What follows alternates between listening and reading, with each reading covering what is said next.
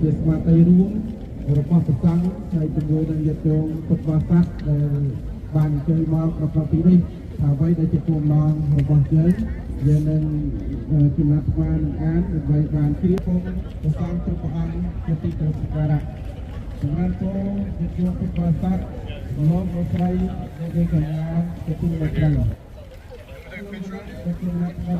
จุดจุดผู้ยิ่งมันเริ่มต้นตั้งแต่เราฟังจากวันนี้กิจกรรมเกี่ยวกับการประกอบมหาวิทยาลัยอยากควรคู่โมเดลเป็นกิจกรรมกัมพูชีในการผู้อ้อยประสาทโบราณไปติดกับความพิภพโลกโรงการไฟฟ้าโคตรขาดอย่างเช่นและมันไอตัวตัวเดียวกันมันใช้ประตูในการป่วยบัดฟัง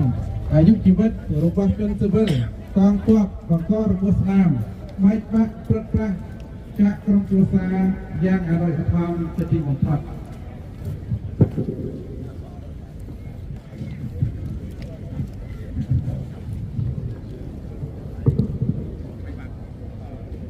ប្រទេសកម្ពុជាជាប្រទេសរងគ្រោះប្រទេសតូច